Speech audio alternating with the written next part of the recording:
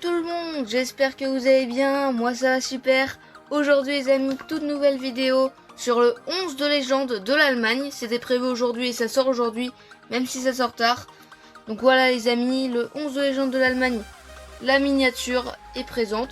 Les amis, avant de commencer cette vidéo, je voulais juste vous dire, alors je pense que beaucoup ont remarqué, mais j'ai changé de logo. Et je vous en reparlerai dans une prochaine vidéo, je vous en parlerai sans doute demain. Donc voilà les amis. Ce que je vous propose les amis, c'est qu'on commence sans perdre de temps ce 11. C'est parti. Et le premier les amis, c'est Oliver Kahn, le gardien légendaire du Bayern. Enfin, ce sont tous les joueurs à peu près ont joué au Bayern. Enfin, je crois que tout le monde même a joué au Bayern dans ce 11, parce que le Bayern c'est l'équipe emblématique de l'Allemagne, c'est certain. Et Oliver Kahn que j'ai mis en goal, il y avait plein, il y avait Seb Maier, il y avait tellement de gardiens. Mais j'ai préféré mettre Oliver Kahn, c'est pour moi le deuxième meilleur gardien, je pense, de l'histoire. Là-bas, il aura fait 86 sélections, bon pas de but en même temps c'est normal, c'est un gardien. Et il remportera 1 euro, ce sera l'euro 96. Parce que oui, l'Allemagne a remporté l'Euro 96. Donc voilà les amis, Oliver Kahn au goal. Pour commencer, et ce que je vous propose, c'est qu'on passe au latéral droit et au défenseur. Et les amis, pour le latéral droit, pas trop débat je pense. Philippe Lahm qui est là. Donc évidemment, c'est une légende, pareil, des années 2000-2010. Il fera 113 sélections, il marquera 5 buts, bon c'est normal pour un latéral droit. Hein. Et il remportera la Coupe du Monde 2014 avec l'Allemagne. Parce que oui, l'Allemagne remporte la Coupe du Monde 2014, je pense que vous le savez, hein, évidemment. Donc voilà, légende de la Mannschaft, j'ai été obligé de le mettre pour moi. Et ce que je vous propose, c'est qu'on passe au latéral gauche. Et les amis, pour le latéral gauche, j'ai mis Andreas Brehme, qui jouera 86 matchs, donc en gros, qui sera sélectionné au bout de 86 fois, qui marquera 8 buts. Et qui remportera la Coupe du Monde 90 avec l'Allemagne, parce que c'est un défenseur qui jouait surtout dans les années 90. Donc voilà, les amis, Brehme, c'est une légende du Bayern, de ce que vous voulez, de l'Allemagne, de la Mannschaft. Voilà, Brehme, c'est pareil, je pense que j'étais un peu obligé de le mettre. Et voilà. Donc les amis, ce que je vous propose, c'est de passer aux défenseurs centraux. Et les amis, pour le premier défenseur central, j'ai mis Hans-Georg Schwarzenbeck, une légende également, qui aura été sélectionné 44 fois, bon pas de but pour le joueur par contre.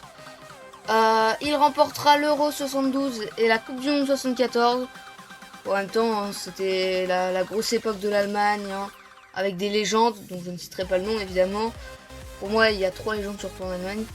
Donc voilà, Hans-Georg Schwarzenbeck, que je pense pas énormément de jeunes connaissent. Moi-même, je suis plutôt jeune, donc voilà, mais pas énormément de jeunes connaissent Schwarzenbeck, parce que voilà, quoi, il joue surtout dans les années 70, et c'est clairement pas le meilleur défenseur central allemand.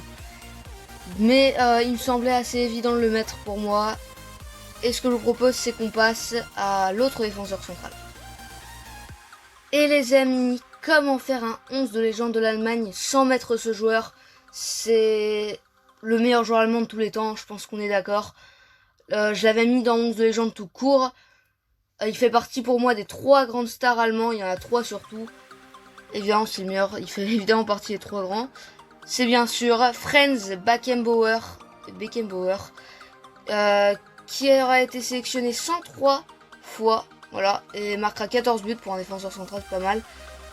Il remportera l'Euro 72 et la Coupe du Monde 74. C'était l'autre défenseur central avec Schwarzenbeck, parce qu'ils jouaient dans les mêmes époques. C'était une super charnière centrale. Là, voilà. Moi, j'ai mis Beckenbauer.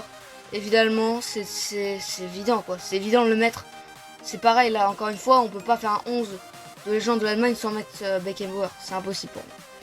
Donc, ouais, les amis, on a fini avec les défenseurs. Ce que je vous propose, c'est de passer au milieu.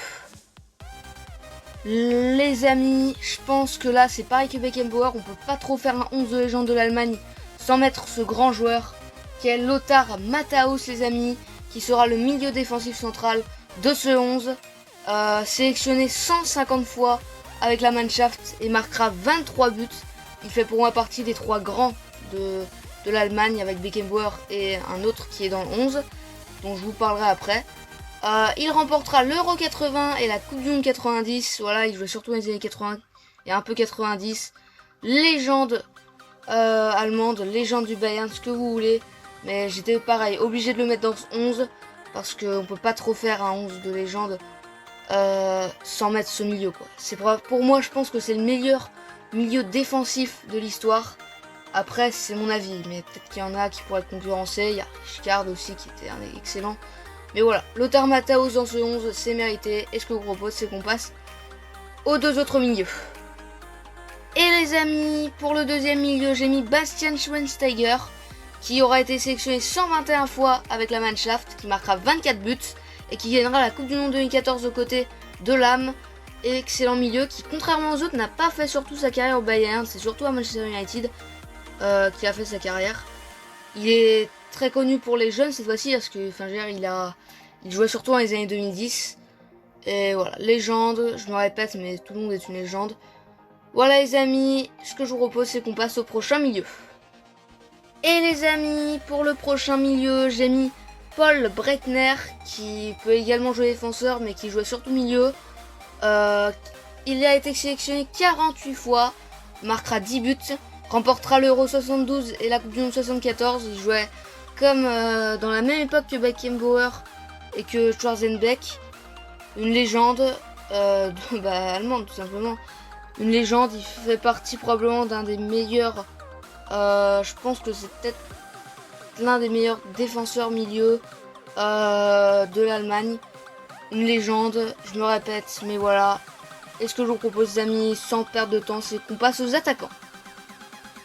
Et le premier attaquant, l'ailier droit les amis de ce 11, c'est Karl-Heinz Rummenigge, donc sélectionné 95 fois avec la Mannschaft, marquera 45 buts, ce qui est bien, et remportera l'Euro 81. Voilà, je pense que tout le monde ne sera pas d'accord que je l'ai mis, mais moi je l'ai mis parce qu'il le mérite. D'après moi, il le mérite. C'est un joueur assez oublié, je trouve, et que j'ai mis parce qu'il le mérite. Voilà les amis, hein, j'ai pas trop de trucs à dire sur lui. Et ce que je vous propose, c'est qu'on passe à l'ailier gauche. Les amis, pour l'ailier gauche, alors il joue avant-centre, mais bon, il fallait que je cale les attaquants et c'était pas facile. J'ai mis Jürgen, non pas Jürgen Klopp, Jürgen Klinsmann les amis, légende de Bayern et de Stuttgart, un peu comme vous avez pu le voir sur son maillot. Il aura été sélectionné 108 fois avec la Mannschaft, marquera 47 buts, ce qui est plutôt bien, mais Rummenigge était meilleur. Une Coupe du Monde en 90 et un Euro en 96.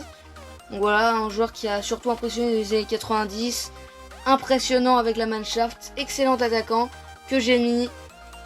Et voilà. Donc pas trop d'explications, pareil que Rummenigge, ce que je vous propose, c'est de passer au suivant. Et les amis, pour l'avant-centre et pour le dernier joueur de ce 11, pareil que Beckenbauer et Matthäus qui fait partie des 3 grands. Peut pas faire un 11 de légende de l'Allemagne sans le mettre. Gerd Müller évidemment, légende, et pas Thomas Müller mais Gerd Müller, sélectionné 62 fois, mais les amis, avoir marqué 68 buts, il a marqué plus de buts qu'il a été sélectionné. Pour vous dire que c'est exceptionnel, qui jouait dans la même époque que Beckenbauer, puisqu'il a gagné l'Euro 72 et a gagné la Coupe du Monde 74, comme eux. Évidemment les amis, légende, enfin vous imaginez quoi, mettre plus de buts qu'avoir joué plus de matchs. Jouer autant de matchs, c'est exceptionnel. Donc voilà les amis, ce que je vous propose, c'est qu'on passe à la structure du 11. Les amis, voici à peu près la structure du 11, un joli 4-3-3. Cette fois-ci, pas très offensif, pas de milieu offensif, parce que j'ai mis Oliver Kahn au goal évidemment. En défense, à gauche Vremeux, à droite Lahm, et au centre, Schwarzenbeck et Beckenbauer. Milieu défensif, Lothar Matthäus évidemment. Les 2 autres milieux devant, Schweinsteiger et Breitner, et en attaque, à droite Rummenigge, à gauche Klinsmann et au centre Müller. Donc voilà les amis, alors j'ai fait à peu près ma liste des mentions honorables et j'avoue que j'aurais pu mettre Sepp Maier au goal, Michael Ballack au milieu ou encore Miroslav Klose en attaque, parce que Miroslav Klose est quand même le meilleur buteur de l'histoire de la Coupe du Monde, mais bon, il y a tellement d'attaquants qui pour moi étaient quand même un petit peu plus meilleurs que lui. Voilà, les amis, c'est... Peut-être que j'aurais pu le mettre à la place de Klinsmann, c'est vrai, mais voilà, c'est mon 11. Vous avez le droit de penser ce que vous voulez de ce 11, mais évitez de le dire, quoi. Quoi les amis, j'espère que ça vous aura plu. Si elle vous a plu les habits, comme d'habitude, n'hésitez pas à liker, si elle vous a plu, à vous abonner si mon contenu vous plaît en général. Et les amis, je vous dis à plus tard pour une nouvelle vidéo. Ciao!